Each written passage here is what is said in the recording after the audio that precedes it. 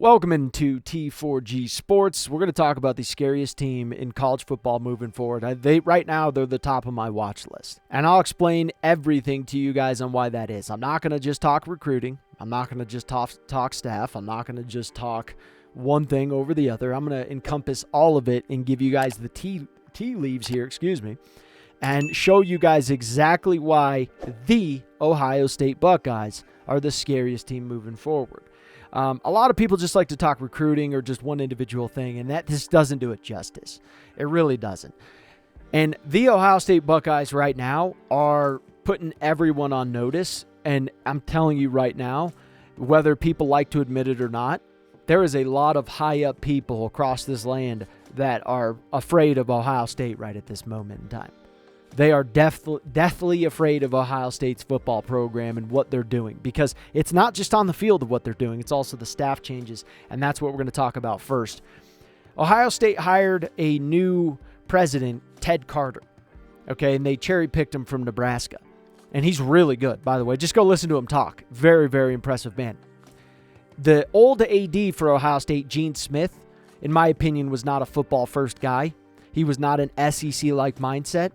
And look at how good Ohio State did. Okay, that athletic department is the most valuable athletic department in the land. You know why that is? Because they make the most money. They pull in over $250 million in revenue every single year. They're number one. They make more money than Alabama. They make more money than every athletic department in the country. It's not even close. They are clearly number one. So Gene Smith worried more about creating more sports programs that directly and negatively impacts the football program. They almost have as many sports programs under Gene Smith as Navy and Stanford. That's insane. Name an SEC school that's coming close to that. You won't, because they're not going to do it, because that's insane, because they want to keep that money, because the football program has to pay for those other sports programs along with asking donors and alumni to help with that. So that directly and negatively impacts a football program. So once he retires, and by the way, he did no help on the NIL at all. In fact, he talked against NIL, that he doesn't think it's a good idea, that he likes that they can get paid, but he doesn't think it's a good idea, basically. He did not want them to become employees of the university. And so I don't think he liked it at all. I don't think he liked where football was headed, and he really just didn't do a good job, in my opinion, on promoting that football program. So what does Ted Carter do, the new president of Ohio State? He goes and hires Ross Bork from Texas A&M, the AD. And Ted Carter said himself that not only Greg Sankey said that he was a great, absolute great AD, that he recommended hiring him, Texas A&M also talked about him. And do you know how hard it is to steal any staff member from Texas A&M? They have so much power, it's insane. And yet, because of how powerful their athletic department is, Ohio State can steal any athletic director that they want. More than likely, they can steal anyone that they want. That's how much power they have. It's the most sought-after seat, in my opinion, due to how much they make. It's the most sought-after of any athletic chair that you can sit in. Then what's the next part of what do? They go and hire Chip Kelly, who was the head coach of UCLA, and they make him their offensive coordinator. Do you know how hard that would be to go steal a D1 head coach? Not a Group 5, because that usually happens. You can go take the Memphis head coach or Appalachian State head coach and make him your OC at Ohio State, Georgia, Alabama, Penn State, Michigan, and you could do that, and that's normal. But to take a divisional team's head coach or a conference team's head coach in your own conference and make him your OC, that's insane. Even Chip Kelly said himself that it had to be a special team in order for him to do it, and he found that Ohio State was that special team. They hired Jim Knowles, 2 years ago, or it's 3 years at this point. I don't know. It's been some years now at this point. And what does Jim Knowles do? Changes the entire defense. They become a top 3 defense, basically overnight. It was that quick. It's insane. And then they turn around, they lose their running back coach, and I already know Michigan fans are going to say, we stole their running back coach. Tony Alford even said himself that he thinks it perhaps could have been mutual. Yeah, perhaps. No, for sure. It was definitely mutual. Definitely mutual. You didn't recruit running backs, and we did a video on this. You guys can watch it. If you didn't recruit running backs several times, and you were averaging one running back a year, and in fact, in the class of 2023, you didn't even bring in a single running back, that's simple, right? Ohio State had to go to the transfer portal. In fact, he's so good, no running backs transferred with him. And even if Dallin Hayden goes and transfers with him, that's fine. You can do that. But Dallin Hayden is a guy who's not getting a starting job on Ohio State. So I wouldn't really blame him. If he could go get a Michigan spot, do it, dude. Go do it. I don't blame you. But I don't think that running back coach, Tony Alford, was as good as people tried to say he is. Okay? They go and take the running back coach, Carlos Lachlan from Oregon. Do you know how insane that is to just cherry pick the new guys? What kind of a power move that is to be like, yeah, you're coming to the Big Ten. We're going to just take guys on your staff. Cool? Yeah, I guess so.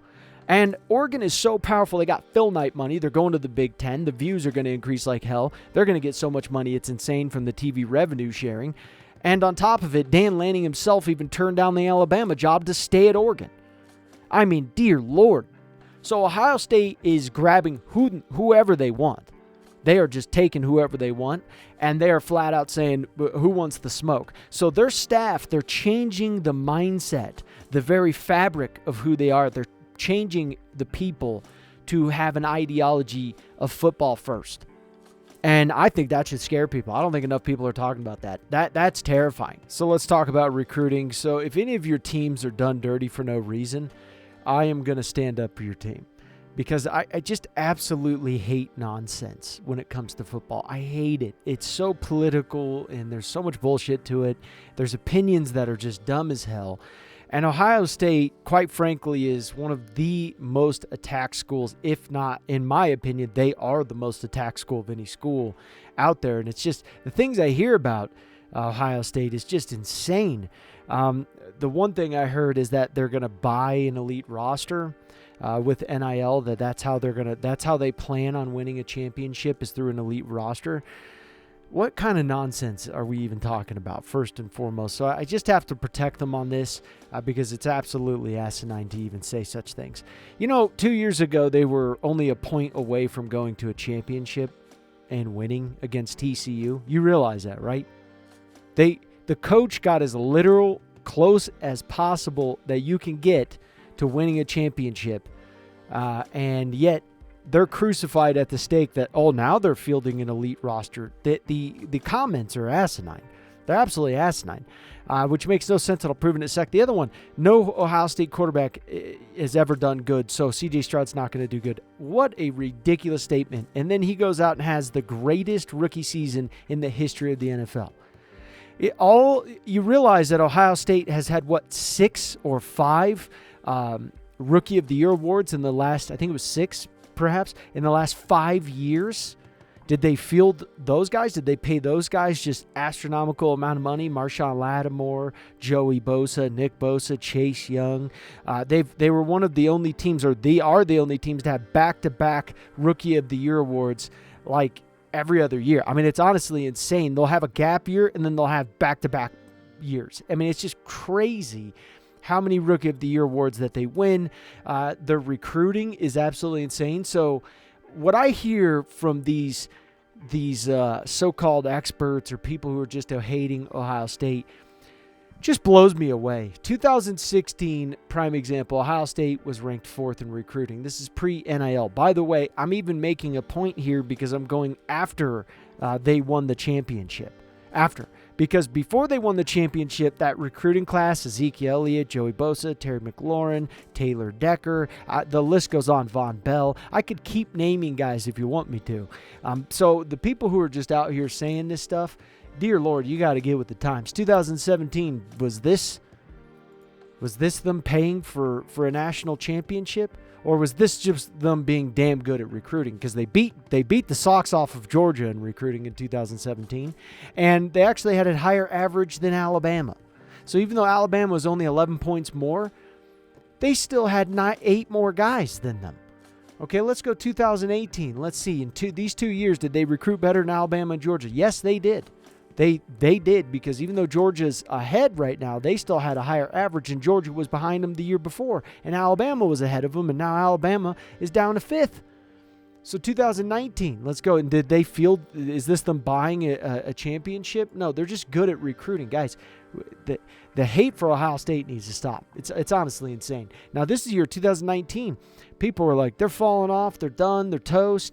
Look at their average. You just went through those 2 years. I just showed you those 2 years of recruiting. Did they need to get a third year like that? No, they didn't. But their average, where are they at? Oh, that puts them at third. Okay, so they're composite. They actually got the third best talent on average over any other school. You're kidding me, right? It doesn't stop, guys. The hate for Ohio State, it just never stops. It's ridiculous. This is a bad year for him. Recruiting was 5th. Let's quit this ridiculousness of that Ohio State has to buy their way to a championship. Knock it off. It's insane. It just makes no sense. 2021, where's Georgia? Where's LSU compared to Ohio State? Sorry. Hate to break it to you, but Ohio State does really good at recruiting. Ask Georgia. Ask Kirby Smart. Ask him yourself. See what he would say. I bet you he'd tell you, yeah, they're real good. So we got to quit with the absolute craziness that's being spewed out there. And you even see it when Caleb Downs, Julian Sayin, when Nick Saban retired, you had the blonde guy from on 3 who was like, Caleb Downs, he thought he was going to Georgia. And I was shocked. I was like, there were so many people like, he's going to Georgia. And I was like, but did we all forget the recruiting trail that Ohio State was number 2 to Alabama and Nick Saban? Did we all forget that? I mean, Nick Saban, what people don't understand, Nick Saban was doing his best Hodor impression from Game of Thrones. Hodor, and he's just holding on to that door, and Ohio State's breaking through. Okay? That's the best example that I can give for that. And now that Nick Saban, the king, is gone, what happens? Caleb Downs, where's he go? His second favorite school, which is Ohio State. His first was Nick Saban. It wasn't even a school. But he goes to Ohio State because he loves that coaching staff. Julian Sayin, same thing, goes to Ohio State. And so the guy from On 3 was like, he said Caleb Downs is going to Georgia. I was like, man, how are you you're on a recruiting station, and yet you had no idea that Ohio State was the favorite, because it was clear that Ohio State was the favorite during the recruiting process before he even went to college. So how did that change to all of a sudden now it's Georgia? People automatically just assume that it's going to be Georgia. Automatically going to assume. And I think that that's just crazy. So in 2025, right now, Ohio State has the number 1 recruiting class in the country. They have the number 1 recruiting class. And in fact, when we break it down, and people, if you're confused by this, why I say they have the number 1, LSU does not. Look at the average. Okay, pretty simple. And then Notre Dame does not, because Notre Dame's average, they're just filling it with 3 stars. So that's why they're ahead, because they're just calculating the total points. That doesn't mean it's a better class. So that's what I'm saying here. But in 2025, let's just go over what they have done, right? Last year, they had the great recruiting class. Last year's recruiting class was insane. This year, I think it's going to be even better. And this is what should scare people. This doesn't typically happen if Nick Saban's involved. The second best cornerback, number 1 in the state of Alabama, has chosen Ohio State. If Nick Saban was there, you think he's choosing Ohio State? I'm not 100% sure. I'm not sure. For you to come into the state of Alabama and go, yeah, we're going to take your top guy. Last year, they go in the state of Georgia and go, yeah, we want Edric Houston, one of your top DNs. The guy's a freak. Yeah, we want him. We're going to take him. No one's safe. I don't care who you are. Georgia, Alabama, they're going to feast. But this is exactly my point. When Nick Saban's gone, the king is gone, look at what Ohio State just went and did. And this should shock nobody. Even if he decides not to end up going, he decommits, damage is already being done. Ohio State's a boss. Okay? Look at we'll go through positions for the love of God. I mean, it is just insane what they're doing. Quarterback trail, they have the number 2 right now. Okay, number 2 guy. And by the way, they're landing the top guys in quarterback. Last year, they ended up getting Julian Sayin right through the transfer portal, so I guess it was this year, who's like number 1 quarterback, at least in my opinion. Some will argue he's number 2. And then they got Aaron Nolan, who's also a top 10 quarterback. Just 1 recruiting class. Okay, that's insane. Running back. Tony Alford has not been good, but I'm telling you right now, Carlos Lachlan, watch out for him. I think Bo Jackson's going to end up going there. I don't think they're going to be done there. I really don't. I don't think they're going to be done.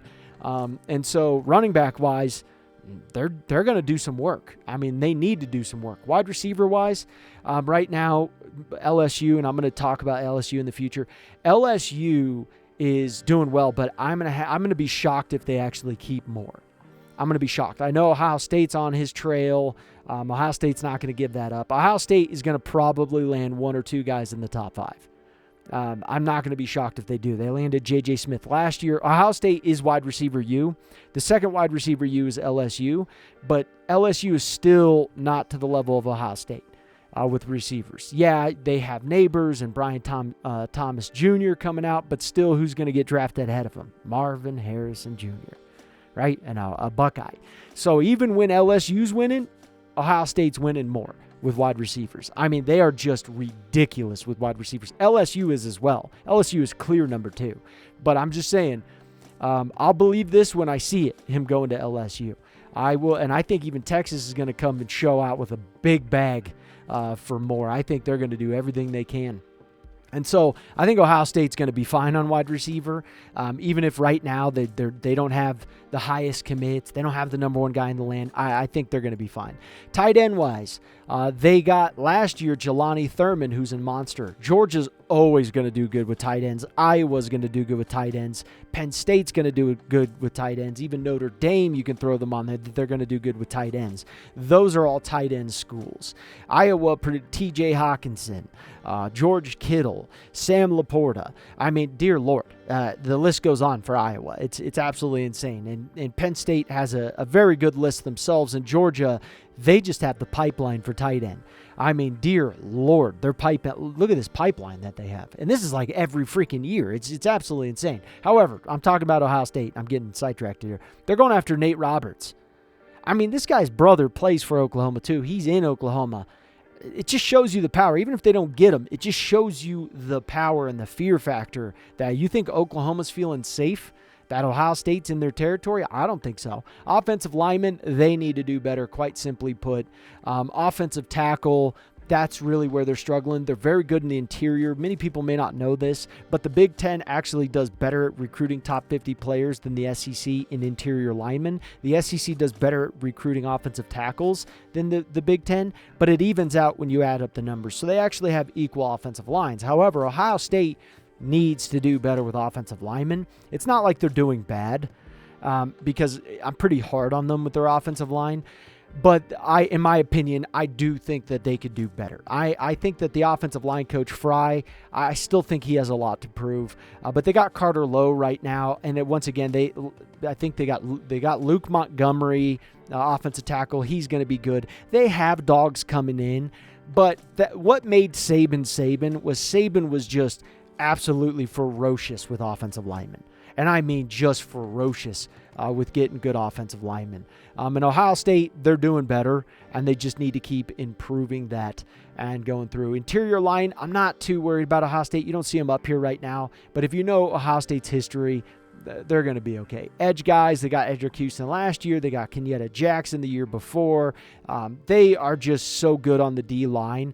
Ohio State will feast on the D-line some way, somehow, and they're going to get dogs. I mean, however it works out, they're going to get top 10 D ends almost every single year, without a doubt. Even D linemen, it's the same thing. They are going to eat. Now, Georgia is going to do great because of their pipeline. They have D linemen. Alabama should theoretically, but their pipeline isn't quite as good as Georgia's when it comes. I mean, you even see this guy, Justice Terry. He's from Georgia as well. The two top guys are from Georgia. So Georgia just has a beautiful pipeline. And it's also how they operate their state when it comes to football. Now, this is where you start to see some changes. So linebacker, for example, here. Linebacker was a weakness for Ohio State. And they're going into Florida. And they're picking a top 6 guy in the country at his position at linebacker. They lost Tackett Curtis, I believe his name was, the year before to USC. They lost some battles at the linebacker position.